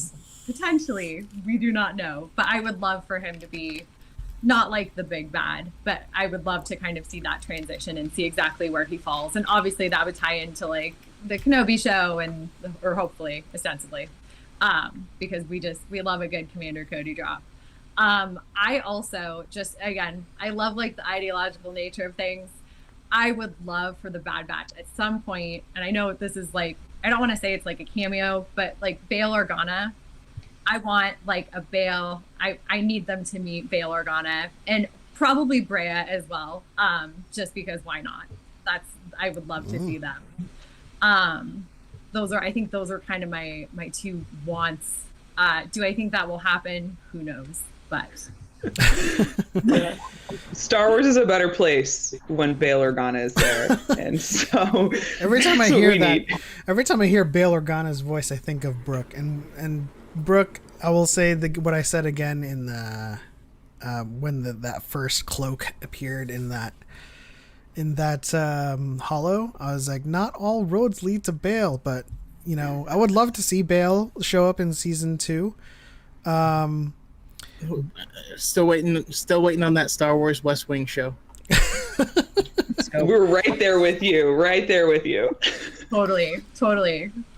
Brian says, bring back Saw. Let them realize how not all rebels are fighting with the same rules. And that would be interesting to kind of see the Bad Batch join Saw's group, but also let Crosshair see them in that group and see how that makes him feel. Like, is it a feels bad man kind of like situation where he sees his old brothers doing like these horrific terrorist actions and targeting all of these civilians, just playing dirty and, you know, calling into question their morality and their principles. That'd be kind of interesting. My season 2 is always Quinlan Voss. Just bring him in. That's all I'm gonna say. It's the chaos, the sheer chaos. I feel like we need a little bit of it though after Camino being gone. Absolutely. Yeah. Choco, have you talked about your season 2? I have not. So my season 2 is so I want Cody to be on the outskirts. I want them to run into Cody as like a drunk in a bar or something like that. Cody failed his mission to bring in his Jedi. The Empire loves failure. Wait, that's not right. No, I'm curious how would the Empire view that failure, and would he still be, or would he have been cast aside a while ago? I think that might be interesting. I also want to see Commander Doom in there because I love Doctor Doom, and that's what he was based off of. And I found out that Dave Filoni also loves Doctor Doom, and that's why that character was created. And he specifically killed Commander Thorn because one of the animators loves Thor, and he wanted to make sure that his clone for Doom survived longer than his for Thorn. Super petty. I love it. Yeah. I love how they are tying together a lot of things from Legends and a lot of things from the sequels and a lot of things from the originals, and I think it's beautiful. So that's the path I am most excited to continue down. Again, we had cloning at Mount Tantus. That was kind of like, one of the Emperor's warehouses from the Heir to the Empire series. It feels like we're going down a similar path. And I love that because when the sequels came out, it felt like people that really loved like Darth Bane and the Heir to the Empire trilogy and Dark Empire and specific things. And I really do love seeing a lot of that stuff tied together. I will say it felt like they didn't know that they were getting a season 2 of the show. So while the finale was great and self-contained, I think a bit of the complaint was that there was not enough of a teaser for things to come. So it felt like something that might have been continued in books and comics and stuff like that. And then they heard they're getting a second season and then announced it right away. And that's why we found out at a weird point in the show. But I just, more Bad Batch. I think that as sad as it sounds, narratively, from a writing perspective, if we lose Hunter, and Crosshair has to be the one to lead the Bad Batch. I'm gonna mute you right now. I can't. Not Hunter, please. Anyone but Hunter and Omega. But that's why is the other thing I am looking forward to, and then shout out to Miss Aggie. I'm looking forward to no longer having the same conversation in every episode of no, we need to help ourselves, and then Omega saying, but I would save them if it was you, and then they're like, okay, I guess we'll help them. To not have that conversation in every episode, it's gonna be. I want that. It's what I would do. That's what he says. What's more of a no-no? Hunter dying or the whole squad getting sunset? Oh man, my instinct, my gut reaction is, if you're gonna get rid of Hunter, just get rid of them all. But of course, we can't say that, right? And wish for Omega to be killed as well. So she has to survive and kind of go forward with this trauma. I want to make it clear. I don't want Hunter to die. I'm just saying, think of the story implications of if Hunter is gone, either dead or taken, and they need a leader, and who is going to step up? It's not Wrecker that's going to step up. I don't think it's Echo. You're less likely to be believed if you have to have a disclaimer. I'm just saying. I'm asking you all to build a picture in your mind. I think Crosshair is the next most capable leader, and if they would have to find and convince him to help them go either find Hunter or help them, I think it'd be fascinating. Yeah.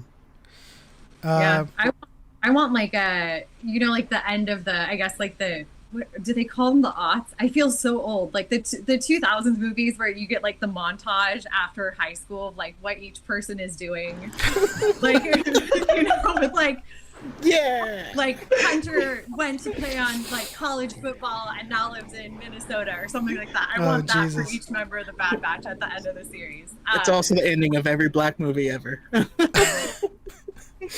Yeah, it's little feel good moment. I would love that'd be Star Wars history. It is. My question is, because is it really a true Dave Filoni show if we don't go to Mandalore at some point? I mean, we got to see what Corky's up to. Yeah. Cinnabon in Omaha. Didn't you know?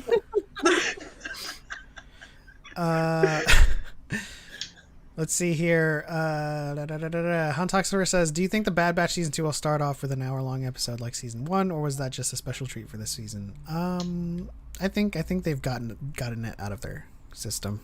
They're like, let's go. Let's steady she goes from here. Agreed. But I do think if the series finale is a series finale, it'll be an hour long. What do you think, Choco? You were about to say something, and then you recoiled. Well, I both agree and disagree. I mean, I do think that these last 2 episodes could have been 1 episode. But if we look at Rebels and how they did all their season openers and season enders, and add to the fact that we're now on Disney Plus, which means there's not commercials or anything like that. We no longer have to have it exactly 22 minutes or whatever. I hope that they embrace that and they decide that this episode will be exactly as long as this story needs it to be told, and not have it as a limitation. So I don't want it to be 22 minutes. I don't necessarily want it to be an hour.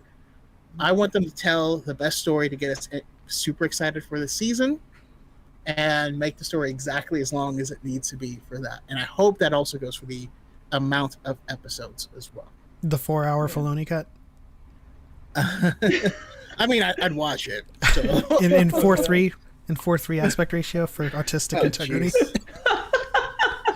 Oh man, yeah. I do feel like the past season, each episode, I'd always check the how long it was going to be, and it was always like, oh, it's 26, 27, 28, but it always felt longer than it was. It always felt like each episode had a lot of information that it was giving you. It felt like each episode felt paced very well for what it was, the purpose it was serving, because some episodes, were much slower than the others. And I think that a lot of the pushback came from, the episode was slower than anticipated, and thus it was bad. And I think just I feel like there's a lot of conversations around, the show didn't meet my expectations and thus it was bad. And it's like, no, it's not necessarily bad because you didn't like it. Like, you didn't like it, and that's fine because it didn't meet your expectations, and that's totally valid, and that's fine. But to say that because it didn't do what I wanted it to do, it is therefore bad, is not necessarily I personally feel like the correct way to respond to any type of show or any type of movie or anything you're watching. But yeah, I think that overall the pacing of each episode felt like it serves the purpose of whatever episode, what it was trying to do. And then even with the finale and the two parts, it's like, watching them back to back, it feels different than watching them separately. But I know personally, I still enjoyed them watching them separately as well. Yeah. I mean, it's the toxicity conundrum, right? Things are objectively bad. That Mm-hmm. argument, that comment, that's a block from me. I'm sorry. I cringe when the word objectively is used. Like, Or when they try to mix it with actual critique. Because, like, these people make it really difficult for us to actually be critical. They call us shills for speaking about points of the show critically, where they will just blanket say this show is objectively bad or the writing is objectively bad. I'm like, no, let's talk about what parts of the writing, what part of the story beats, the narrative. Be critical about it. So, like, every time someone is critical, like, legitimately and in good faith, it's harder for them to not come off as because then, like, people are sensitive to this atmosphere nowadays. So that train has left, the train of thought has left me, and Choco can ramp if he wants. No, it's very true, because I typically ask, like, what part, what specifically are you referring to? I've never gotten a reply. Literally ever. It's strange. I wonder why. No, I am curious though, because of the critiques on the show, I hear both. I need to see Ahsoka in here. I need to see Cody in here, and then I'll hear like, but it's just a cameo fest. How do you guys feel about that weird, like? Yeah, your thoughts. Yeah, we've talked. Before you guys get started, I do want to address Han Talks first, who asked about my cardboard cutout. So while you guys ramp on your answers to that, I'll show the cutouts. All right. Beth, you go first. Yeah, for sure. We've talked a lot about this, but Beth. We have talked a lot about this, and I think it's because we both have like totally different but similar perspectives. So I think because these like people like Ahsoka, Rex, ostensibly Cody somewhere, he's off somewhere, hopefully he's safe, but they're major players in the galaxy and in the events of the galaxy, and inevitably if you have characters who are engaging in these big events, they are going to cross paths. That's something that I feel like is inevitable. So I personally, as far as like the whole cameo argument, I think that's just something that's kind of natural in the story, or else the Bad Batch would be very boring. Like they would be off like grocery shopping or something, as opposed to trying to do these great feats, or hopefully great feats. But Camila actually has, I want you to, because I love what you say about it. It's like, for me, the Bad Batch is essentially, it's a sequel show of the Clone Wars. Right? Yeah. And so it makes sense that you would see characters that appear in the first episode, appear in the second episode, and appear in the third episode in terms of like broader, not like episode 1 of the Bad Batch, episode 2, episode 3, and so forth. So each of the cameos make complete, or not, and again, I'm not going to say cameo because they're not cameos, they're guest star appearances, because cameo implies it's just a hello wave and I'm Quinlan Voss in Phantom Menace. That's a cameo, you know. So the Martez sisters are not a cameo, they're guest star. The opposite of a cameo? That was his first appearance, and people were like, that guy looks badass. Let's write him a character. But that's true. No, but yeah, I totally you're right at least with like that. But yeah, but the aspect of like, oh, a character just is in the background and pops up and does a little wave or something, and then you don't hear anything else about them. That's a cameo. But these characters are all guest stars, and they're all serving purposes. Like Trace and Rafa, loved seeing them because not only are they teaching the Bad Batch something, but they exist in this universe and are helping Rex because Ahsoka had it just, for me, it's like, it's so cool to see how all of these characters are all intertwined in their stories. And it's kind of like the Force, it works in mysterious ways where Ahsoka had never left the Order. Ahsoka would have never met the Martez sisters. Ahsoka would have never influenced them to do what's right. The Martez sisters, Ahsoka would have never sent Rex to the Martez sisters. The Martez sisters would have never been helping Rex. They would have never met the Bad Batch. They would have never told the Bad Batch, Hunter, about at the end everybody chooses side. Hunter would have never had that in the back of his head. Neither would you. It's all like, it's all working together in a way to see like how the Force binds and connects us. I mean, that's the greater story of the Force. And so for me, with all of the different guest star characters, that's what they're doing, that they're building out the worlds, they're building out the universe. A lot of these characters like Hera and Saw are players in the rebellion. And so they're setting the foundations for teaching the Bad Batch how to exist in this world and how to fight back against the Empire or to fight back against what's wrong, because they've been essentially just following orders their entire lives. They don't know necessarily what it looks like to have their own agency and to work on their own. And so that's why I think these guest star roles are so important, because they're building out the world. They make complete sense for them to exist here.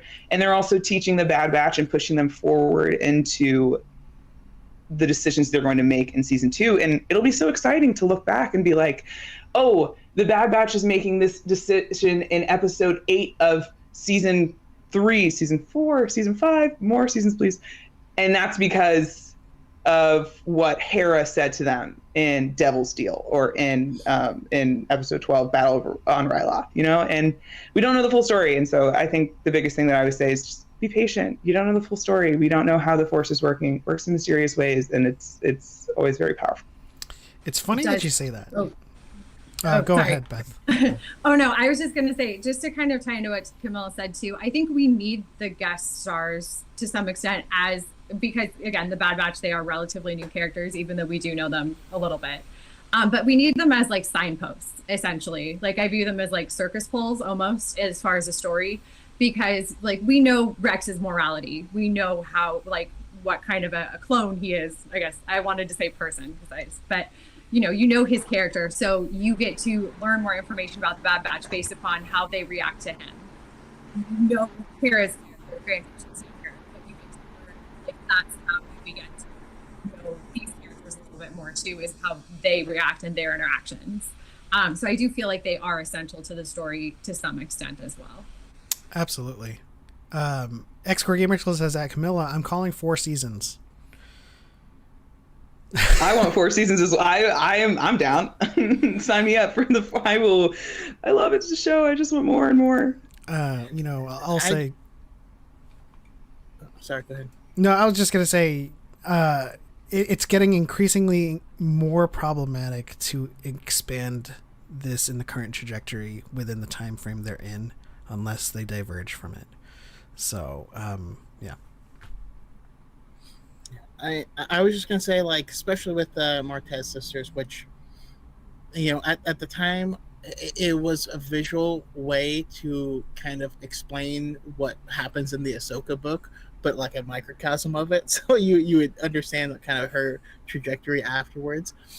But it makes sense that these two people that she was just rolling with, she leaves to go to Mandalore, but it seems like she fully intends to go back to them, maybe. Like they're still friends. They still made that core, and so of course, as soon as this is Rex's only person outside of the military and outside of the Jedi, aside from Cut, which at this point we didn't know what was going on with Cut at the time. He may not have wanted to go visit another clone, and so like you said, the people that we've seen have all weighed in, and you're absolutely right. The word cameo has been being used incorrectly this entire time. A cameo is Gareth Edwards in The Last Jedi going salt. That's a cameo, right? It's Daniel Craig in a stormtrooper outfit. That's a cameo.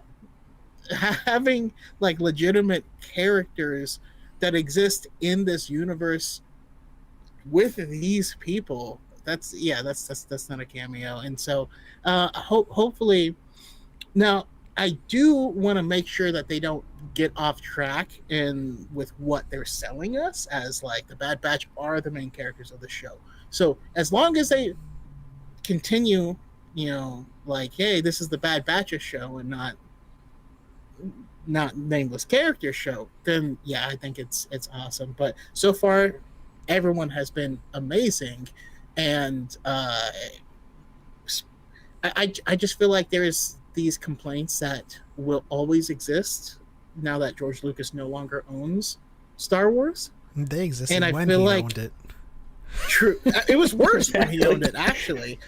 But I feel like eventually these people are gonna run out of things to like complain about. Maybe, hopefully, no, they are more resilient than the Bad Batch themselves. But still, I don't see it as being a problem going forward. I think that these writers, they know what they're doing, and Filoni I trust.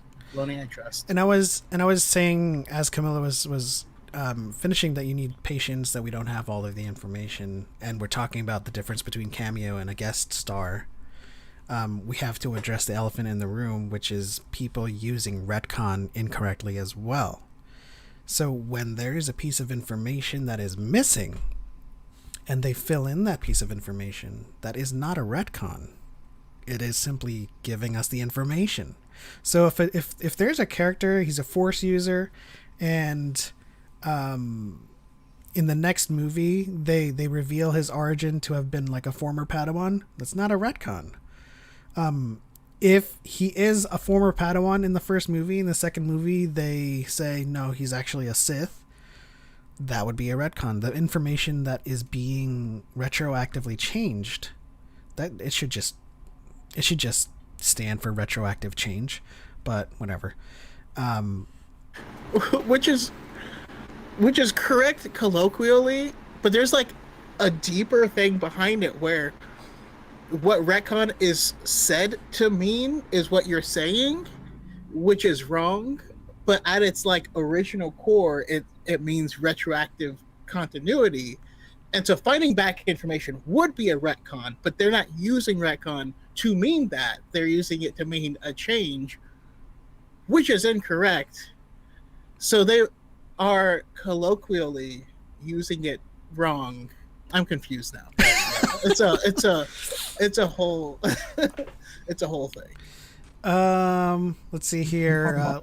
Catching up with the chat, Star Wars Caller says, in my opinion, this was the most solid first season out of any of the animated shows, except for Resistance, because I haven't gotten around to it yet. Well, get around to it. Life, I'm going to force life around you to become a sphere so you can get around to it. Watch it. I'm going to do a Resistance episode of The High Ground soon. So, yeah. Beth and I are both also fans of Resistance as well, and are like, people need to watch. It's more Star Wars. Also, you get to hang out with Tam, and we all love Tam Rivora. He's a fantastic character. Oh yeah. So yeah, and just like everyone said, like after 6 episodes, you're in it. You're in Resistance. Like you're not going to feel like you've wasted your time. Julia Christine says, Papa was thinking about how weird retcon would be in real life. Like someone was convicted of a murder and then 20 years later they were exonerated by DNA and everyone's like, retcon.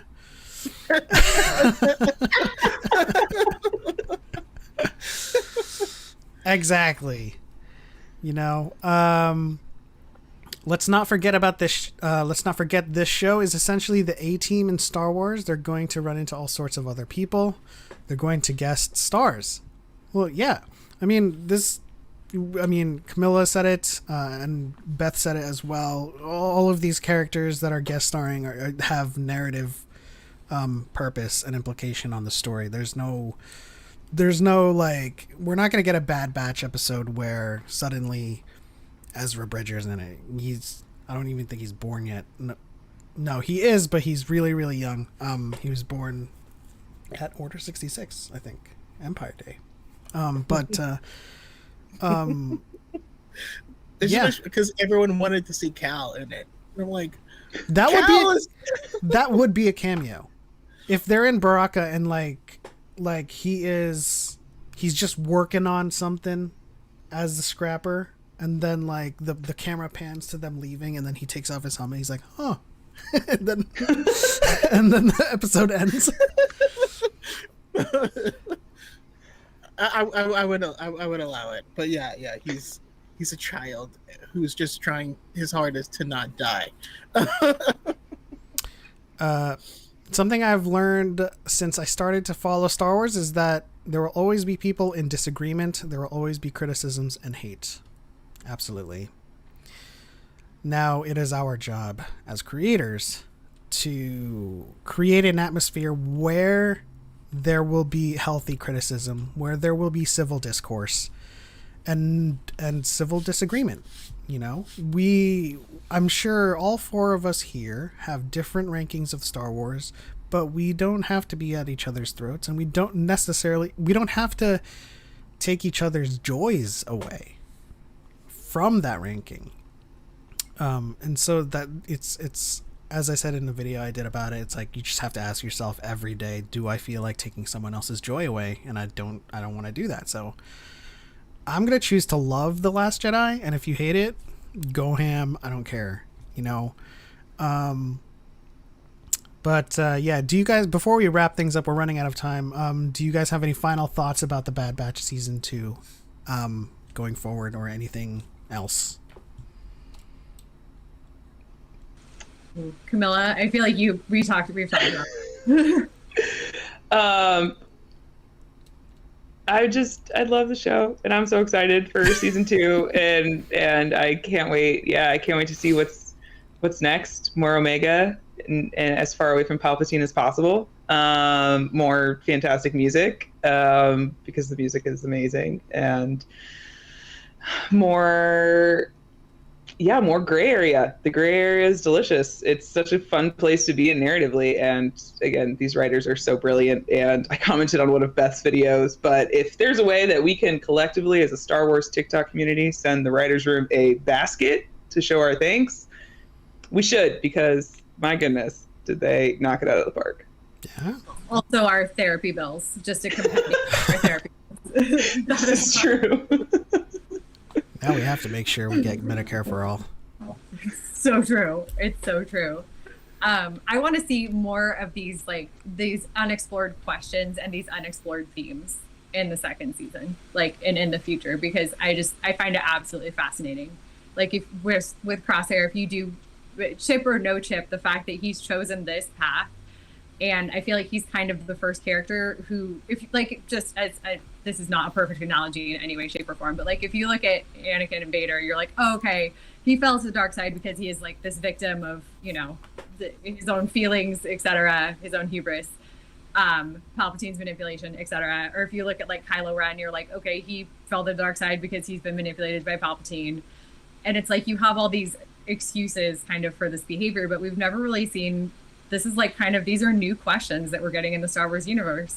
What does a character look like who, you can't really have an excuse. You're making an active choice to do some kind of dubious things. So I'm really curious. I just find it absolutely fascinating. We love new questions. Mm-hmm. Choco. I will say, I feel like, specifically with this last episode, that Crosshair has studied at the Anakin School of Drama. Because he was hella extra in his dialogue in that episode of like. Was he Attack of the Clones, Anakin? In that episode, It was approaching there. It was approaching there.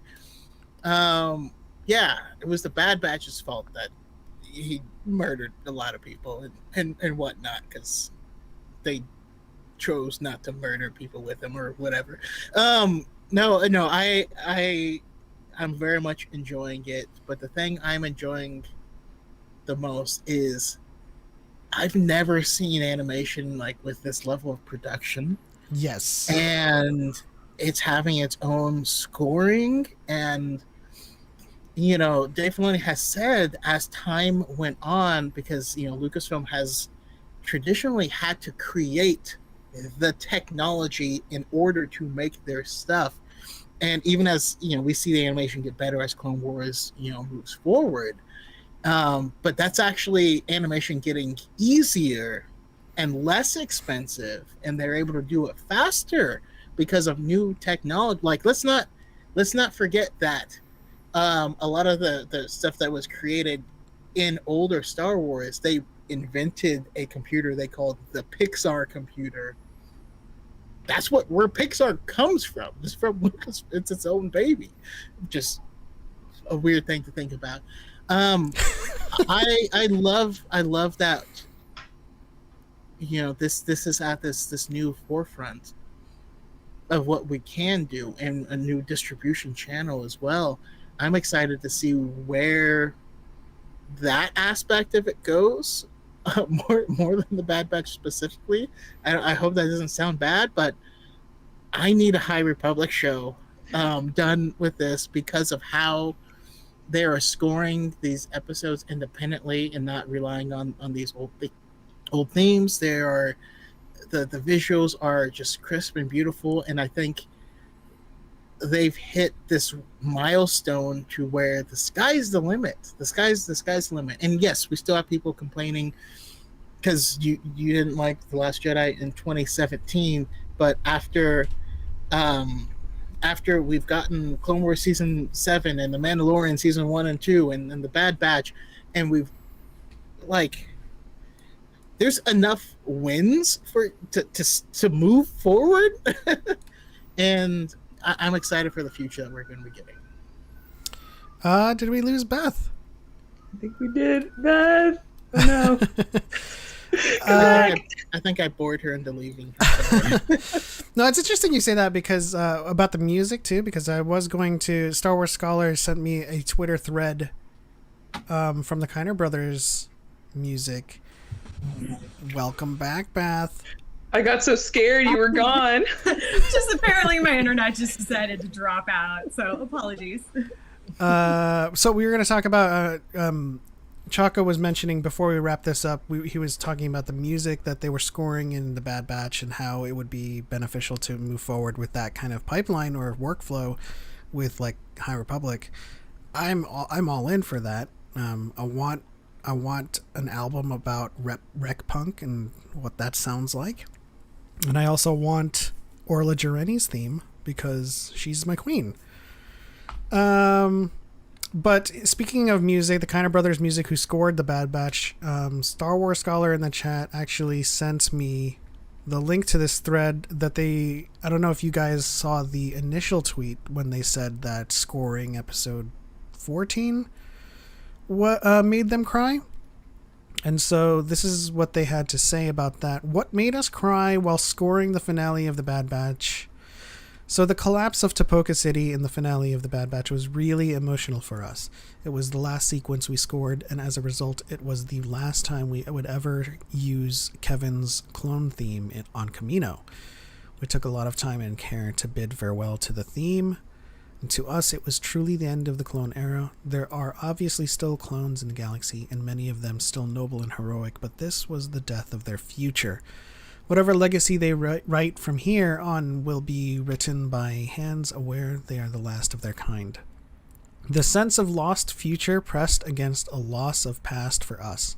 who had grown up with Camino and spent countless hours there side by side blasting clankers in Battlefront. That the movies and games will always be there does little to cut the sting of watching it twist and sink. Scoring that sequence was a joy and crushingly emotional. Handing the clone's theme off to Crosshair and then Omega's theme felt significant and metaphorical, the kind of artistic challenge you only get on rare occasions when the characters' plot and themes align and build. So thank you to all the people whose staggering talent makes us excited to see each new rough cut. Thank you to everyone who loves this show and Galaxy as much as we do. We feel so lucky to do what we do, and we look forward to many more adventures in the years to come. That hopefully is the Okay, last bit. well, now I'm sad. I mean, that's Crosshair trying to hang desperately on to an era that is no more, and that's the rest of the Bad Batch, lost and alone in a world that was not meant for them. Simultaneously. Yeah. It's interesting to think about, as Scholar says, it's a reminder of how personal these stories are to the creators as well. And so, like, you know, it goes back to what I was saying about you have to choose daily about whether or not you want to take someone's joy away. But, like, what if you're taking that away from someone who had a physical hand in the creation of these stories, and you're just like, it's objectively bad, and you're just like, I worked on this, you know, it was my life. Mm-hmm. And so, yeah, it really is a choice between being a bad person and being a good person. And, you know, I don't have trouble saying it. If you really can't be critical about something and be civil about it, you are just going out of your way to be dumb and a bad person, you know. And I'm sorry to have to end on that note, but we are out of time. Do you guys have any closing thoughts? Do you guys want to plug yourselves and your content, Bad Batch support group and all that good stuff? Yeah, again, we are co-hosts of the Bad Batch support group, but there are more Star Wars shows coming out and more Star Wars media that may require support. So if you would like to keep an eye on that, you can find us on TikTok at the Bad Batch support group. But, you know, we could provide support in other ways as well. So I'm going to need some vision support, so please. Some pre-viz and post-viz. Yeah. The post-viz, yes. But yeah, and then again, I'm Camila. You can find me on TikTok at Boricua Wookie, and then also the My Star Wars podcast, audio drama, Beings of the Galaxy. Find that on Beings of the Galaxy Pod on Instagram, and also streaming wherever you listen to podcasts. Awesome, Beth. Yeah, I echoing everything Camila said about future support. We may have usernames saved. Who knows? Who knows? Just throwing it out there. And I think we've started, it's just been really fun getting to know people in the fandom and starting this like Thursday night tradition. So there's that. Again, I don't have any cool podcasts, but you can find me, obviously, Mara.j.skywalker. No, dot. Yeah, I've got the dots in the right place at TikTok. Awesome. Choco, do you have any final thoughts? Closing thoughts? Yeah, it's the best time to be a Star Wars fan. Listen to Beings of the Galaxy for sure. Beth has done some amazing deep dives into just things you wouldn't think would be the most interesting thing you've ever heard, but it is. Legal matters within Mandalore. So yeah, please follow them. I also have the High Ground podcast. Happens every Wednesday. We'll be talking about the state of the Star Wars fandom community content that's coming out this Wednesday. And we also have the ending of an amazing trivia contest that we've been we had all the qualifiers for. And we're gonna go into some hardcore questions, and we're also gonna end up at the end of it send out the link so that you guys can take the quizzes yourself and see how you fare. But I'm really excited because, the end prize of it is a free lightsaber from Level Up Lightsabers Master Allen. I'm sure you'll go into a little bit more detail on it, but this community is amazing. You've helped me survive a weird year, and I'm thankful for everyone. Oh man, don't make me sad. Not sad. Teary. Yeah, follow these guys. They're great. They make some great content. Their TikToks, you can see them on the top right of their boxes, at Boricua Wookie and Mara.j.skywalker. We do have the trivia rush that's coming up on August 28th at 2 p.m. Pacific. If you are qualified, get ready for the 3 most difficult rounds of trivia in your life, because this isn't going to be a walk in the park. We might have like a who is C-3PO, but most of the questions are designed specifically to level the playing field. They are so esoteric. No one's gonna know these answers. We don't know these answers. We look them up. So get ready, Omae wa mo shinderu is all I'm gonna say. Exactly. Let's see here. Also, I do have to shout out our channel members, without which I could not continue to make content. Squadron 7 X-Wing in the X-Wing St. Pat, the Superstar Destroyer Fleet Grandmaster Bale, Harith Productions, Deepal, I almost called him RuPaul. Shout out to RuPaul's. Yes, RuPalps. RuPalps Pod Race. Listen to that podcast. It's hilarious. Just if you want to smile a lot and while thinking about Star Wars, listen to it.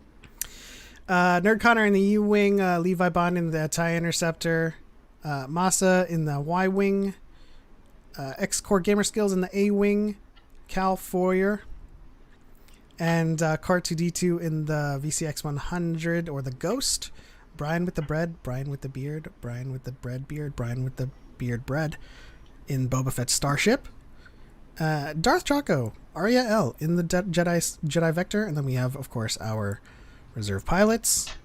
I wish I could. There you go. Johnsky, Julia Christine, Gray, Star Wars Lawyer, and Mabe. And I do believe we have more. Star Wars Scholar in the TIE Defender, and Pod One's podcast in the Jedi Starfighter 2. Thank you so much for your support. And we will continue Dyad in the Force with that very support. As well as people in the chat, Grey Fade, Xanatos,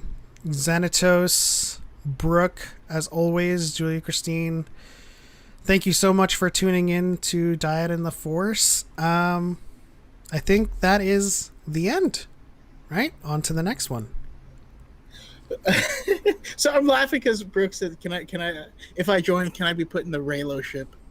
If there exists such a thing, I mean, I can just put Ray and Ben on a ship. But Luke's hut. There you go. In any, I gotta say, for light and for life, we are all the Republic. And may the Force be with you all.